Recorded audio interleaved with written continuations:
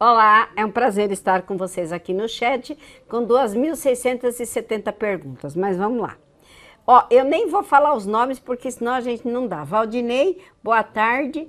Ele já pergunta: como já foi destacado, o sonho tem conteúdo manifesto e latente. É possível o sonho ser só predominantemente manifesto sem necessidade de interpretação? Ou seja, apresenta-se como ele realmente é, plena satisfação dos desejos de forma clara. Se sim, seria uma relação à intensidade dos mecanismos de defesa? A resposta é sim e não. Lógico que um sonho pode ser que você está com vontade de fazer xixi, você faz xixi na cama. Não tem conteúdo latente. Mas ele não tem nada a ver com diminuição de mecanismo de defesa. Existem sonhos que são com conteúdo latente e manifesto, são sonhos para serem analisados e sonhos que não tem nada a ver com análise. Não necessariamente todos os sonhos se prestam a ser analisados. Compreende? Não tem nada, os mecanismos de defesa, eles não defendem a vontade de fazer xixi, nem de ter fome. Então, claro que a maior parte dos sonhos tem um conteúdo manifesto que é só manifesto, não tem nada de latente. E quanto mais eu faço análise, mais analisada eu estou, mais os meus sonhos são manifestos. Então, eu hoje, quando sonho, consigo interpretar meu sonho porque ele não é latente, ele é manifesto. Tá certo, Valdinei? Os sonhos camuflados, conteúdo latente, que necessita ser interpretados, são escapes do inconsciente? O superego, neste contexto, não consegue censurar? Não, Valdinei. Toda vez que nós sonhamos, há um afrouxamento do superego. Sempre, em qualquer pessoa. Há um afrouxamento do superego natural por uma questão biológica, biofísica, etc. Então, os sonhos camuflados, que seria o conteúdo latente, que são escapes do inconsciente? Sim, são atos falhos dormindo, sonhando. Escapes do inconsciente. Rodrigo, boa tarde, boa tarde. Professora, poderia explanar os conceitos de Lacan, significante e significado através de exemplos? Olha, meu Deus do céu, da aula de Lacan não é fácil, não? É o princípio da semiótica, os signos. Então, uma coisa tem um significado. Então, muito bem. Rodrigo, o significado desta garrafa, para mim, é que eu tenho sede, é uma garrafa de água. Mas como ela foi dada pela minha mãe, ela tem um significado afetivo. Então ele tem um significante que significa para todos vocês e para mim, que é uma simples garrafa de água, mas ela tem um significado e um significante diferenciado. Você entende?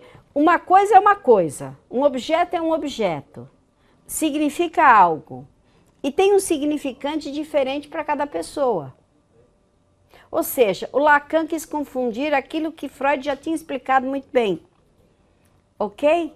Mas o Lacan tinha que fazer uma revisão da obra do Freud, porque ele devia ter lá uma neurose freudiana ou lacaniana, lembrando que Lacan sempre disse, não sou lacaniano, sou freudiano. E eu sou integrativa. É isso, Rodrigo. Espero que você tenha entendido. Você pediu através de exemplos, né? Valdinei, professora Fátima, não fique brava com a minha pergunta. Mas eu não fico brava. Você já pensou se eu ficasse brava? Para me deixar brava, ô Valdinei, você tem que vir aqui e, sei lá, eu nem sei, eu não fico brava. Eu fico eu sou muito bem-humorada, muito divertida. Fico brava, não. Professora Fátima, não fique brava com a minha pergunta. Já começo pedindo desculpas, mas perguntar não ofende. Ai, é muito engraçado.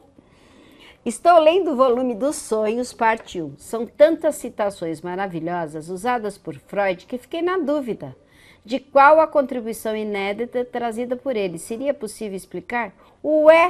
Ele deu significado e significante aos sonhos.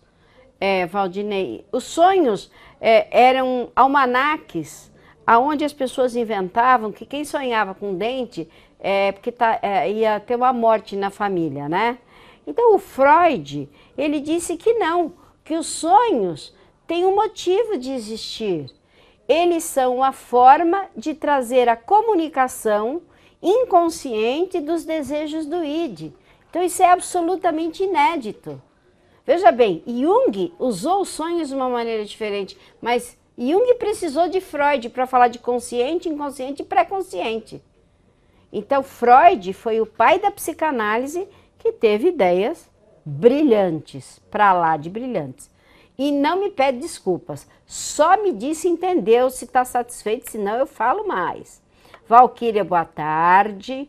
Karim, boa tarde. Michele, boa tarde. Michele me faz uma pergunta. Boa tarde, professora Fátima.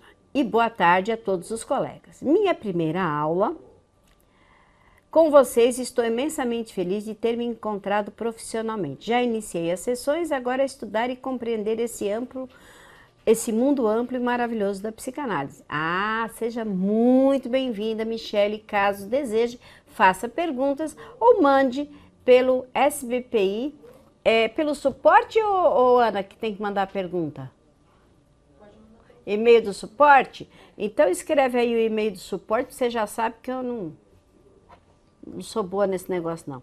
Rodrigo é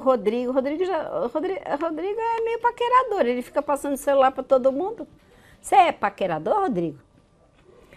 Daiana Lentino. Pessoal, já começou? Minha tela está off. Sim, já começou. Olá, Daiana e Rodrigo. Vocês estão aqui se cumprimentando, tá? Vivi. Olá, boa tarde a todos. Professora, a projeção na análise é o mesmo que identificação? Não.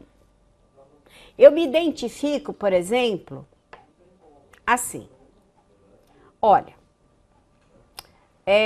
tem uma pessoa que teve o mesmo problema que eu tive no meu casamento e ela está falando sobre isso e eu me sinto solidária com ela, eu estou me identificando com o que ela está dizendo porque eu passei pelo mesmo problema.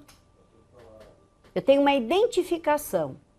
Assim como as crianças se identificam, muitas vezes a menina se identifica com a mãe, né? Imita o cabelo, o menino se identifica com o pai, a gente se identifica com pessoas da televisão, a gente quer ficar igual. Então isso é identificação, tá bom, querida? Projeção é outra coisa.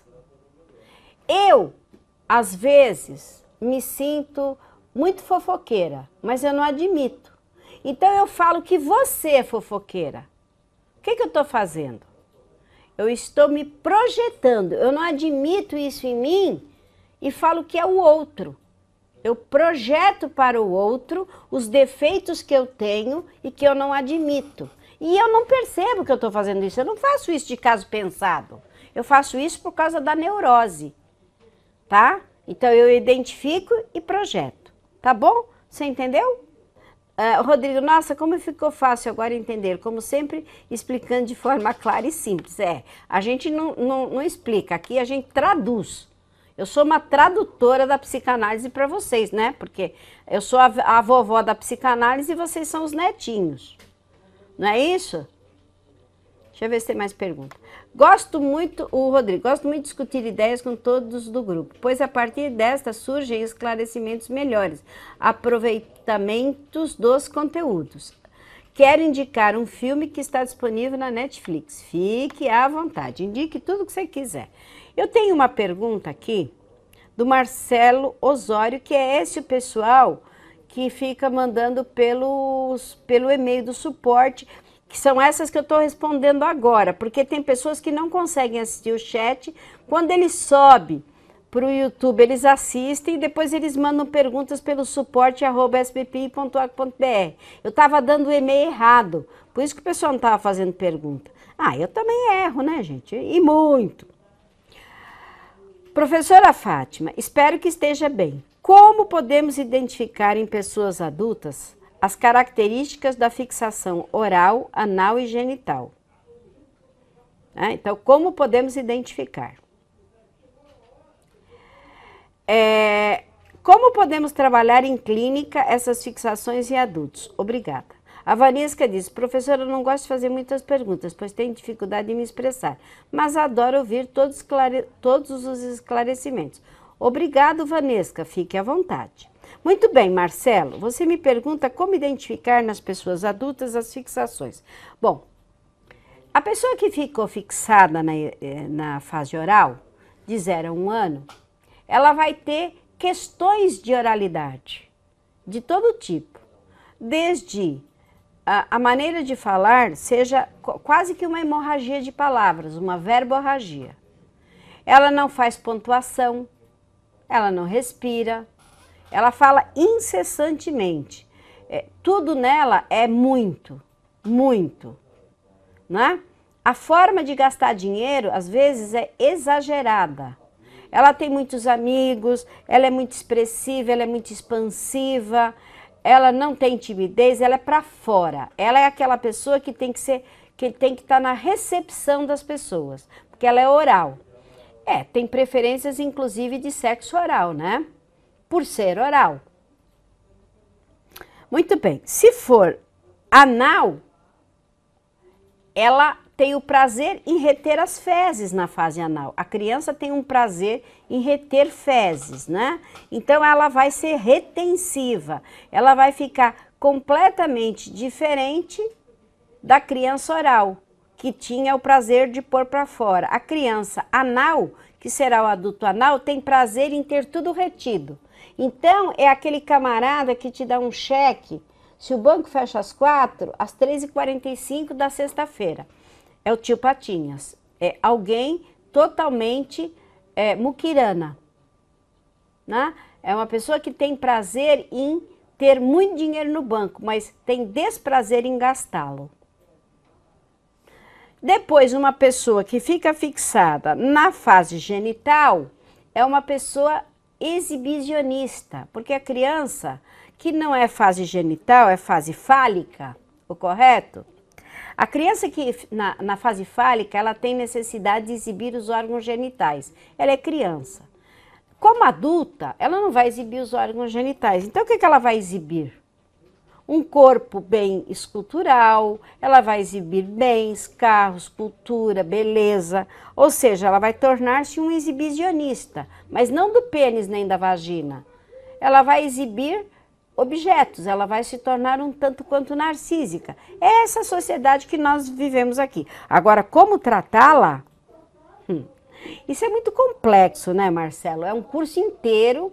Você precisa fazer o curso teórico, fazer o estágio, a análise, para entender como se trata, porque isso está dentro do campo, num campo que não cabe nem esclarecer aqui. É o campo das técnicas no seu estágio e na sua terapia.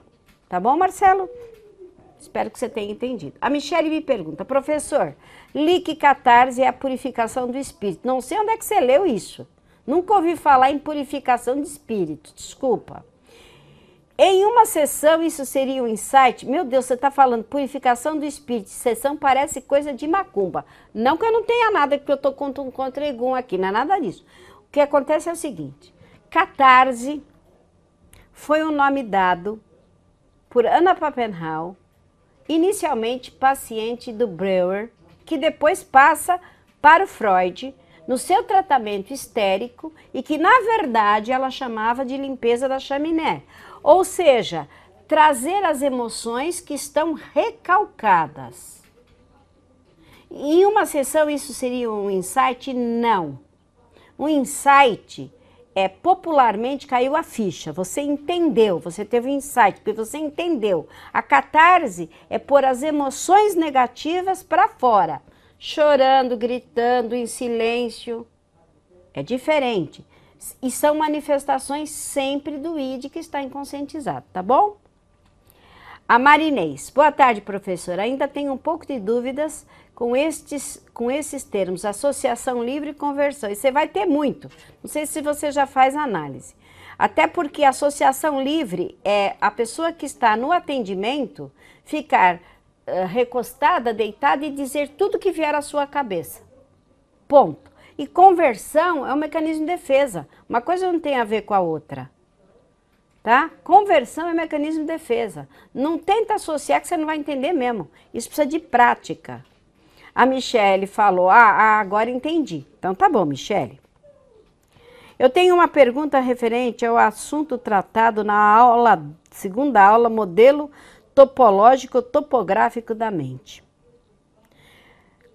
Conscientes são nomenclaturas diferentes para a mesma área topográfica da mente ou de fato são instâncias diferentes da mente? Nossa Senhora. Bom, o que é o modelo topográfico? Primeiro vocês têm que saber o que é topografia, o que é um topógrafo. O topógrafo é a pessoa que faz a medição da Terra, em acres, em quilômetros. Então, quando o Freud faz o modelo topográfico, na verdade, o que ele está? Dividindo o território psíquico de uma forma topográfica. O que isso significa? Significa que ele encontra o consciente, o pré-consciente e o inconsciente. Mas isso é um modelo subjetivo. E ele associa com id, ego, superego, topográfico e estrutural. É a mais brilhante teoria que eu já vi na minha vida de qualquer autor. Tá bom? Isso que me faz a pergunta eu não sei. Mas eu acho que é o Cairo. Cairo, se for você, depois você me fala. O Tiago pergunta, professora, a Marinês Pinheiro, entendi, obrigado, mas não comecei o curso só 2 semanas. Claro, só 2 semanas é muito pouco, né?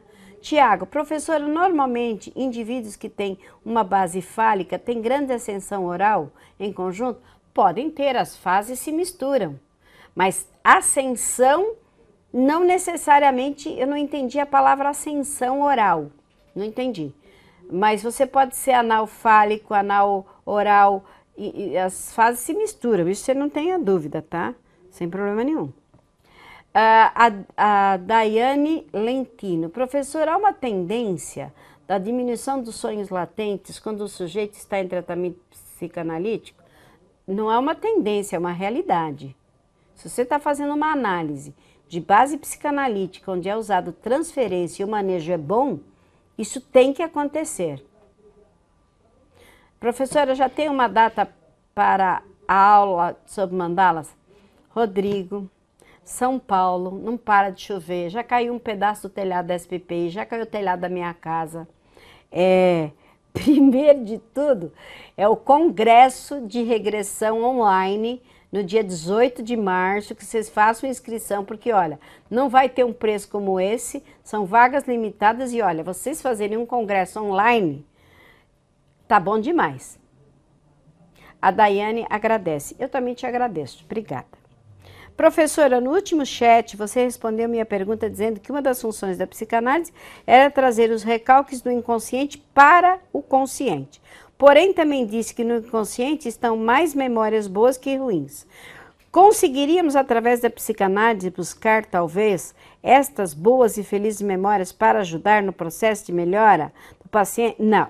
Não, você não entendeu. E não buscando os recalques? Não, meu amor, não. Isso é a mesma coisa que você me falar o seguinte. É a mesma coisa que falar assim, olha, se eu não tirar o pus do paciente e der vitamina, é melhor porque assim ele melhora? Não, gente. Não, vocês têm que tirar a parte negativa. Mas a parte positiva não ajuda a parte negativa no que está inconscientizado de jeito nenhum. Não serve para nada. Eu só comentei que existem mais partes boas, mas o ser humano sofre. Se você tiver 5 minutos de ódio, você pode ter 20 anos de amor, que esse amor não resolve o ódio. E é assim que o ser humano é. Então, assim, Caio, não adianta. Não resolve, tá bom? Tem endereço para fazer a inscrição no congresso? Tem sim, vocês procuram aí na página, porque, na verdade, assim, eu montei esse congresso sexta-feira passada, hoje eu fiz a chamada, que não foi elaborada ainda. Qual congresso, Vanessa? Congresso de regressão e hipnose durante 7 dias, no qual você recebe um certificado de participação. Eu farei entrevistas com profissionais da área durante 2 horas, ok? O Rodrigo diz, neste caso de diminuição dos sonhos, pode-se dizer que o mecanismo de defesa do ego opera de forma mais consciente? Não. O mecanismo de defesa nunca vai operar de forma consciente. Ele simplesmente diminui, mas ele não opera de maneira mais consciente. Não é possível fazer do jeito que você está falando. Mas é interessante. Consistente. Quer dizer consistente. De forma mais consistente? Não, não é de forma mais consistente. Até porque, veja bem, essas operações entre mecanismo de defesa, inconsciente, inconsciente, são situações simultâneas. Elas não... Assim, nós explicamos de uma maneira parcial. Da mesma maneira que você estuda história, geografia, matemática, português, mas tudo acontece ao mesmo tempo. Então, não há tempo nesses mecanismos psíquicos que acontecem simultaneamente, mas são estudados de forma lenta e separada para que ocorra a consistência. São simultâneos, rápidos e absolutos. Vai ser muito legal esse congresso, tá? Tô preparando aí para vocês, até porque, sabe o que acontece, pessoal? A questão é que o custo das pessoas virem para São Paulo, o custo da passagem, o custo do congresso, o custo da hospedagem, é impossível. Então, se ele for online, o custo vai lá embaixo e o aluno tem só esse custo, tem uma informação nova, porque são novas teorias a respeito da regressão e da hipnose, e o congresso de psicanálise vai ocorrer de duas formas, online e presencial, mas no correr desse 2019 nós faremos congressos de vários tipos online, para que vocês possam ter mais informações, mais certificações e mais consistência no curso de vocês, tá? Então, o congresso de psicanálise ainda não, porque esse calendário, ele tem que ser paulatinamente, né? Visto que há toda uma... Apesar de ser mais fácil que fazê-lo presencial, há toda uma estrutura que nós temos que ter os nossos palestrantes com uma agenda, né? E os palestrantes têm agenda conosco e com o mundo. Então, fazer a agenda de bons palestrantes, vocês sabem que eles têm compromissos. Então, depende não só da estrutura do desejo da SBPI, né? Mas da possibilidade desses palestrantes estarem... Claro que eles têm vontade de vir aqui, sabendo que eles vão estar na SBPI, fazendo uma divulgação do trabalho deles. Mas às vezes eles já têm uma agenda compromissada. Então isso tem que ser feito paulatinamente, tá bom, Silvia? Mas é com muito carinho. Gente, vamos chegar ao final do chat. Foi um prazer estar com vocês aqui no dia 2. A Karin diz, vou fazer supervisão, professora, com o pessoal da SBPI a partir do 13º mês. Não, o 13º mês você começa a estagiar. E aí é que vem a supervisão. Professora, poderia falar sobre transferência paciente psicanalista? Só um minuto, posso? Bom, quem pode transferir é o paciente para o analista. E é bom que transfira positivamente uma transferência dos seus afetos e desafetos da infância. Porque quando ele transfere para o analista, e o analista está bem psicanalizado, bem terapeutizado, ele vai manejar a transferência. Eu recomendo o filme Freud Além da Alma, que está postado na plataforma. E nessa plataforma, você vai ver Freud Além da Alma, aonde você vai ver a transferência que a Anna Pappenhau faz para o Breuer, e o Breuer não sabe trabalhar, e o Freud trabalha com brilhantismo. Então, assiste o filme, porque você vai entender.